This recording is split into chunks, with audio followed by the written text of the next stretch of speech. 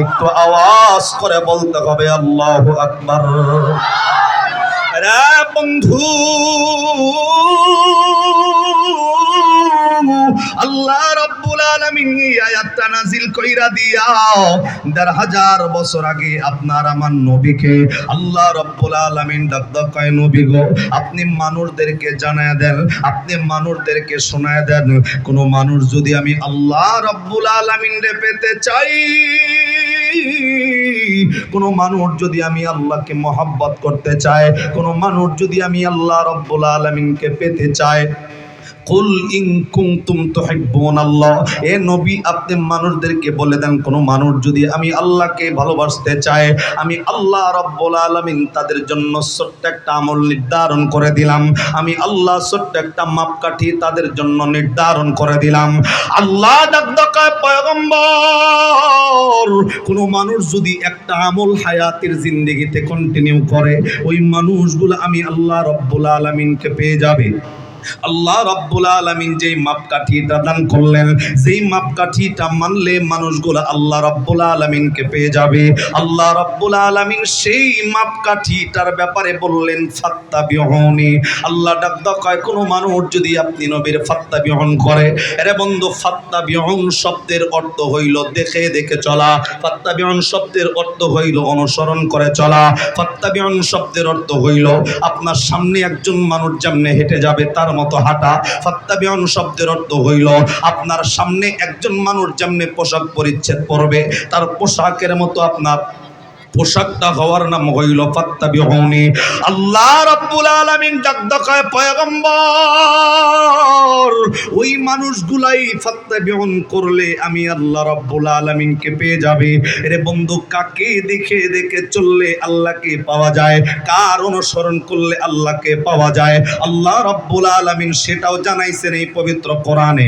সূরার নাম সূরা আহজাব, ২১ নম্বর পারার ১৯ নম্বর পৃষ্ঠার ১২ নম্বর লাইনের ২১ নম্বর আয়াতে আল্লাহ রাব্বুল আলামিন ফাত্তাবিউনকারী ব্যক্তির নাম আল্লাহ ঘোষণা দিয়া বললেন, লাকাদ কানা লাকুম ফি রাসূলিল্লাহি উসওয়াতুন হাসানাতুল লিমান কানা ইয়ারজুল্লাহা ওয়াল ইয়াউমাল আখির ওয়া যাকারাল্লাহা কাসীরা।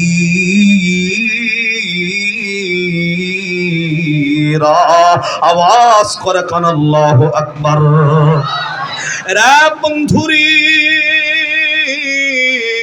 সূরা আহজাব ২১ পারা ১৯ পৃষ্ঠার ১২ নম্বর লাইনের ২১ নম্বর আয়াতে ফাত্তাবিউনকারী ব্যক্তির নাম আল্লাহ ঘোষণা দিয়া ডাক হয়। আল্লাহ ডাক হয়, দুনিয়া এবং আখিরাতের ময়দানে যারা কামিয়াবি হতে চাও, দুনিয়াতেও যারা লাভবান হতে চাও, আখিরাতের ময়দানেও যারা কামিয়াবি হতে চাও, আমি আল্লাহ তাদের জন্য উত্তম আদর্শ একটা ব্যক্তির উপর রেখেছি। ওই ব্যক্তিটা দুনিয়ার জমিনের সাধারণ কোনো ব্যক্তি নয়, ওই ব্যক্তির নাম আল্লাহ ডাক কয়, লাকাদ কানা লাকুম ফি রাসূলিল্লাহি উসওয়াতুন হাসানা। জবান বন্ধ নয়, আরেকবার আওয়াজ করে আল্লাহু আকবার।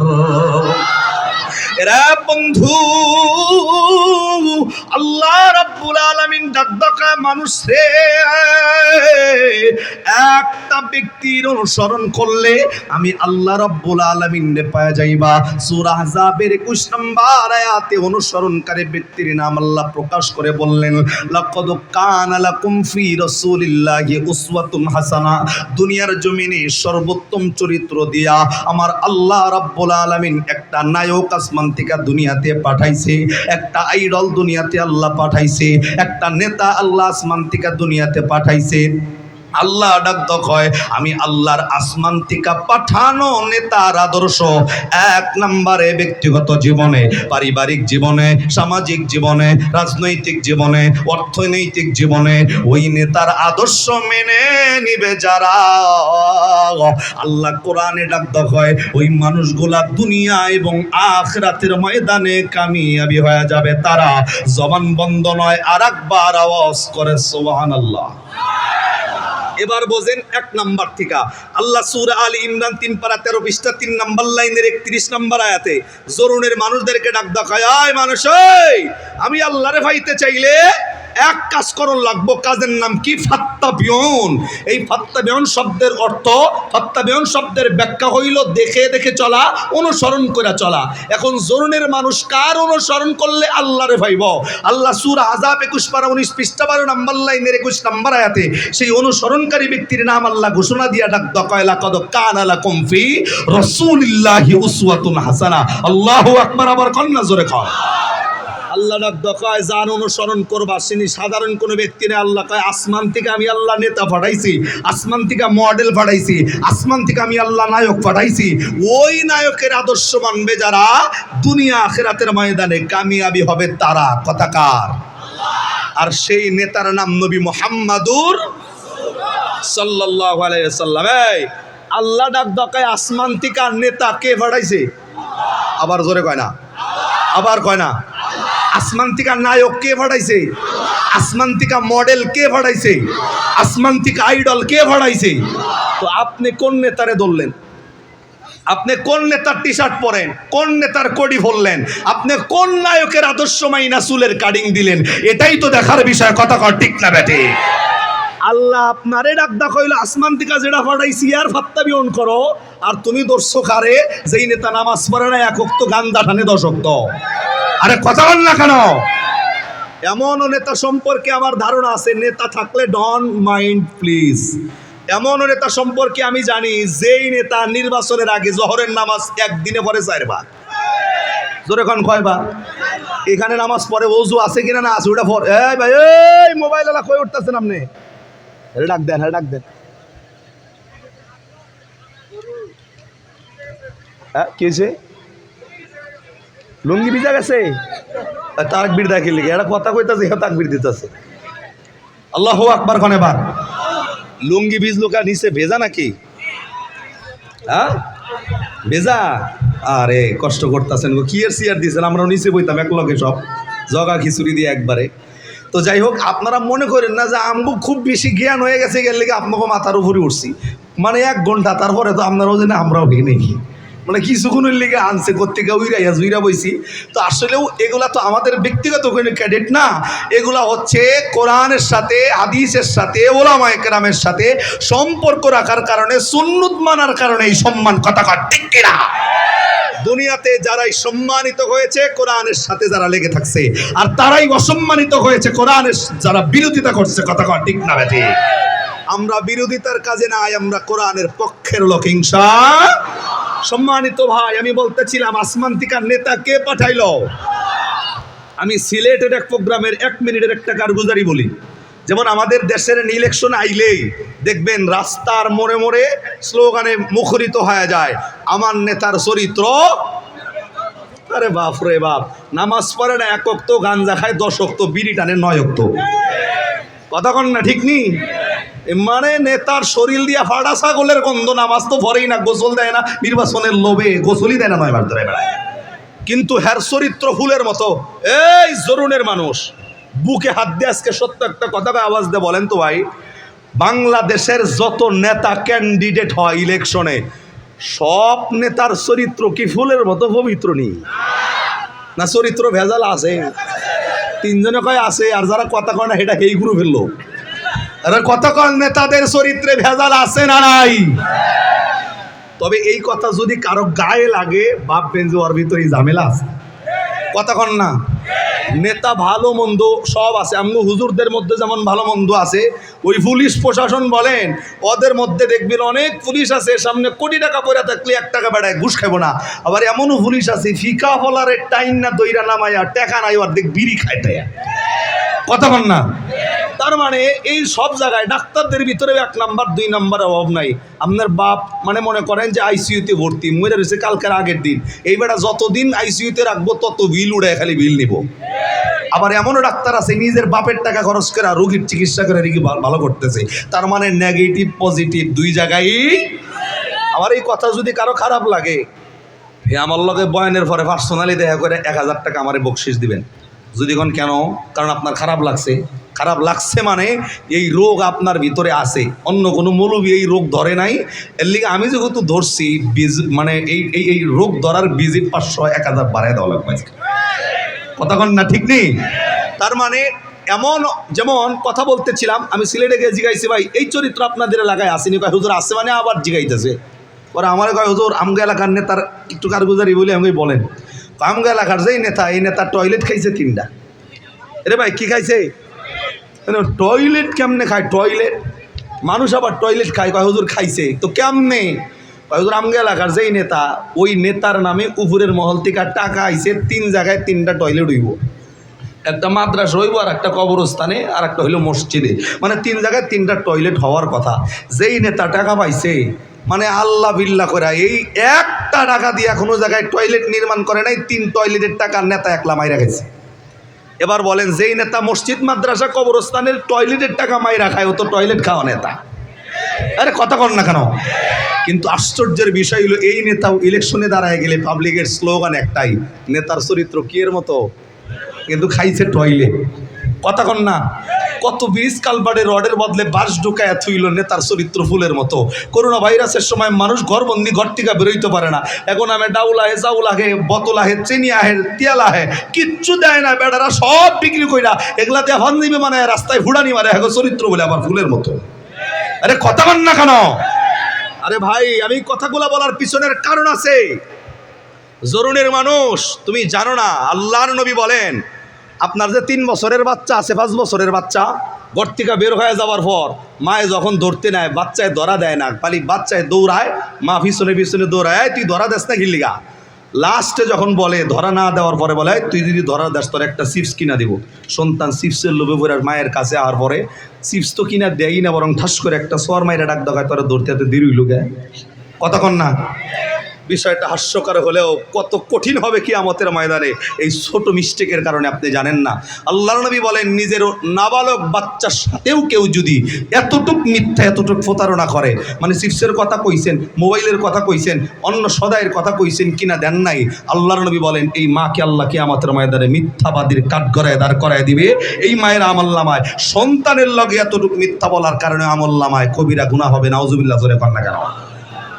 নিজের মা নিজের সন্তানের লগে এতটুক মিথ্যা কইলে যদি কবিরা গুনাহ হয়, যেই নেতার চরিত্রই ঠিক নাই, ওই নেতার নামে আপনি আমি বুজ্জা শূন্য মিথ্যা সাক্ষী দিলে আপনার আমার আমলনামায় কবিরা গুনাহ হওয়ার সম্ভাবনা আছে না নাই? তো আমি ধলেশ্বরী বাচ্চা থাকতে তো আমি এটা হতে দিব না যে আমার একজন শ্রোতা নিজের খায়া, নিজের পইরা, নিজের জবান দিয়া অন্য নেতার নামে সাক্ষী দিয়া নিজের আমলনামা জাহান্নামে নিয়ে যাবে।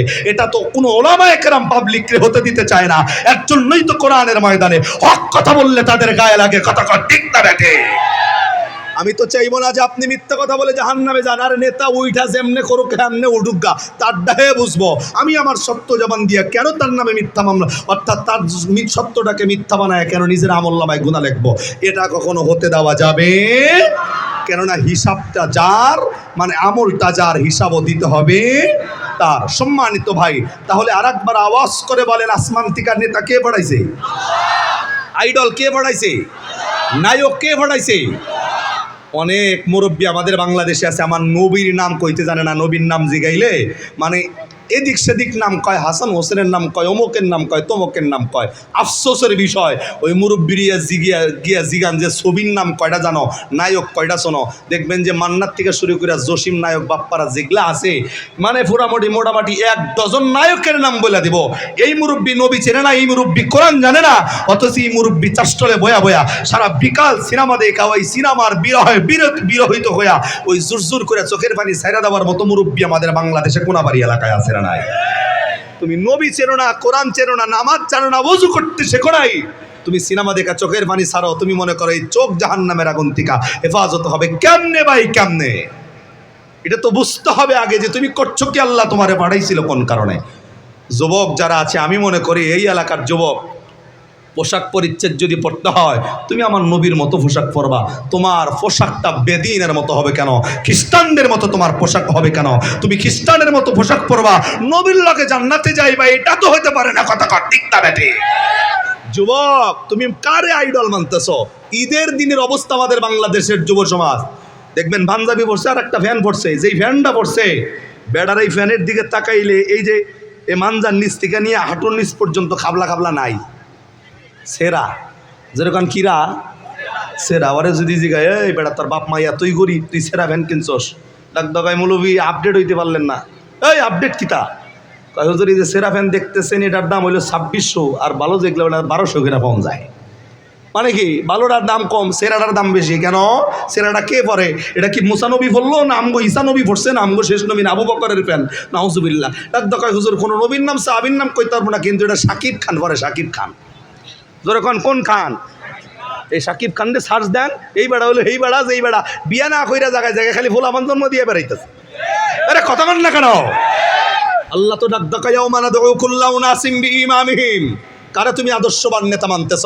আরে কিয়ামতের ময়দানে আজকে যার পোশাক পরিচ্ছদ তুমি লালন করতেছ, যার আইডল তুমি মানতেছ, যার মতো লাইফ স্টাইল তুমি করতেছ, আল্লাহ ডাক কিয়ামতের ময়দানে তার লগে বেড়া তোর হাসর হবে। আমরা তো নবীর জামা পরি, নবীর আদর্শ মানি। হাসর যদি হয় আল্লাহ যেন নবীর সাথে করায়, কিন্তু তুমি খ্রিস্টানের আচরণ মাই না, নেইমারের গেঞ্জি গাই দিয়া, মেসির গেঞ্জি গাই দিয়া সারা শহর করতে পারো, নবীর টুপিটা মাথায় দিয়া মসজিদে যাইতে তোমার লজ্জা লাগে। তোমার মতো কপাল পরা দুনিয়াতে একটাও নাই। কথা কয় ঠিক না? তুমি কাকে মানো আদর্শবান নেতা? কাকে মানতেছো তুমি? আইডলের নাম ওটা নয়, নায়কের নাম ওটা নয়। নায়ক আইডল নেতার নাম নবী মুহাম্মাদুর। এই নেতাকে মানবে যারা, দুনিয়া আখিরাতের ময়দানে কামিয়াবি দিবে তারা কামিয়াবি হবে। কথা কার এটা? আর কামিয়াবি 5 টাকার ফ্ল্যাট কিনে দেব না গাজীপুর শহরে। কামিয়াবির নাম আল্লাহ পবিত্র কোরআনে 30 পারা সূরা ফাজরির শেষের আয়াতে আল্লাহ বলেন, ফাদখুলি ফি ইবাদি ওয়াদখুলি জান্নাতি। আল্লাহু আকবার কইবেন না? সম্মানিত ভাই, শেষ দেখতে দেখতে সময় যাইতেছে, কিন্তু বয়ানের মধ্যে ঢুকতেই কষ্ট হইতেছে। আর একবার আওয়াজ করে আল্লাহু আকবার কন্ত, আর একবার জোরে কোন আল্লাহু আকবার। একটা হাদিস তেলাওয়াত করছিলাম, বিস্তারিত তো যাব না, শুধু হাদিসটা এতটুকু বলি। আনাস থেকে বর্ণিত, যে আনাস নবীর 10 বছরের খাদেম। আনাস বলেন, গাজীপুরের মানুষ ততক্ষণ পর্যন্ত পূর্ণ ইমানদার হইবার পারবো না যতক্ষণ পর্যন্ত নিজের জীবনের চাইতে, মা বাবা সন্তান সন্ততির চাইতেও আমার নবীকে বেশি ভালো না বাসবা। বলেন তো ভাই, নিজের জীবনের চাইতে নবীকে বেশি ভালোবাসি? না। যারা কইলেন না আল্লাহর কসম, তারা পূর্ণ ইমানদার না। স্পষ্ট কথা বোঝেন। আবার যারা কইছেন যে জীবনের চাইতে নবীরে বেশি ভালোবাসি না, আল্লাহর কসম করে বলি তারা পূর্ণ ইমানদার। এবার না আওয়াজ দেন, তারা পূর্ণ ইমানদার। হযরত ওমর রে আল্লাহর নবী জিজ্ঞাসা, ওমর আমারে কতটুকু ভালোবাসো কও দেখি। ওমর ডাক কয়, হুজুর জায়গা জমি ঘর বাড়ি যা আছে এভরিথিং সব কিছুর চাইতে আপনারে বেশি ভালোবাসি। আল্লাহর নবী ডাক কয়, ওমর এখনো পূর্ণ ইমানদার হও নাই। ওমর চিন্তা করলো, আমি কই নাই কোনটা। লাস্টে ভাইবা দেখ, আমি এখনো বলি নাই যে হুজুর মিস্টেক হয়েছে, এটা আমি বলতে ভুলে গেছি। সব কিছুর চাইতে না, আমি আমার ওমরের জীবনের চাইতে আপনি নবীকে বেশি ভালোবাসি। আল্লাহর নবী ডাক কয়, ওমর এই সাক্ষী যারা দিবে তাদের জন্য তুমি সাক্ষী হও, তারা পূর্ণ ইমানদারে রূপান্তরিত। তাহলে আবার বলেন, জীবনের চাইতে নবীরে বেশি ভালোবাসি তো? জোরে বলেন। বিস্তারিত অনেক আলোচনা ছিল, লম্বা যাওয়ার সুযোগ নাই, কিন্তু আমি জাস্ট এতটুকু বলবো যে নবীরে ভালোবাসবেন কেন? পৃথিবীতে যত মাখলুকাত আল্লাহ বানাইছে, সব মাখলুকাতের হিসাব নাই। অনলি ওয়ান, 2টা মাখলুকের জন্য হিসাব এবং জান্নাত জাহান্নাম। একটা হলো জিন আর একটা হলো ইনসান। সূরা জারিয়ার 56 নম্বর আয়াতের বর্ণনা। হিসাবও দিবে তারা 2 শ্রেণীর জন্য জান্নাত জাহান্নাম, একটা হলো জিন আর একটা হলো ইনসান। এখানে আমরা যারা বই রইছি, আমরা হইলো ইনসান। আমরা কি জিন না ইনসান? যারা কথা কন না এরা কি জিন? আমরা কি? মানে মানুষের জন্য হিসাব নিকাশ, মানুষের জন্য জান্নাত জাহান্নাম। জিনের জন্য হিসাব নিকাশ, জিনের জন্য জান্নাত জাহান্নাম। আর যা কিছু দেখতেছেন তাদের কোনো হিসাব নিকাশ, জান্নাত জাহান্নামের ব্যবস্থা নাই। কিন্তু কিতাবের বর্ণনায় নবীর মহব্বতের ব্যাপারে একটা আলোচনা আসছে। মসজিদে নববীতে যারা গেছেন, মদিনার মসজিদ আল্লাহ নবীর হাতের মসজিদ। মসজিদে নববী যখন মক্কা থেকে মদিনায় হিজরতের পর আল্লাহর নবী সাল্লাল্লাহু আলাইহি ওয়াসাল্লাম যখন মসজিদে নববীটা শুরু করেন, একবারে মসজিদে নববীর প্রাথমিক পর্যায়ের মসজিদ, আল্লাহর নবী যখন সাহাবায়ে কেরামের সামনে খুতবা দিত, নবী এখন তো আমাদের মসজিদের ভিতরে মেম্বর আছে, মেম্বরে বসে বসে ওলামায়ে কেরাম খুতবা দেয়। নবীর জামানায় মেম্বর ছিল না। আল্লাহর নবী একটা মরা খেজুর গাছের লগে হেলান দিয়া দাঁড়ায়া প্রতিনিয়ত খুতবা পড়তো। একবার সুবহানাল্লাহ কোন। আমি শুধু মহব্বতের নজিরটা আপনাদেরকে একটু বোঝাবো, কারণ বিস্তারিত বলার সময় নাই। যে আল্লাহর নবী মসজিদে নববীতে একটা মরা খেজুর গাছের লগে হেলান দিয়া দাঁড়ায় রেগুলার খুতবা পড়তেন। এখন আমি মনে করি সমস্ত নিয়ম ভেঙে আল্লাহ রাব্বুল আলামিন এইখানে এমন একটা আলোচনা উপস্থাপন করছেন, এমন একটা আলোচনার জন্ম দিয়েছেন যেটা উম্মতের জন্য একটা আদর্শ হয়ে আছে। আল্লাহর নবী সাল্লাল্লাহু আলাইহি ওয়াসাল্লাম মসজিদে নববী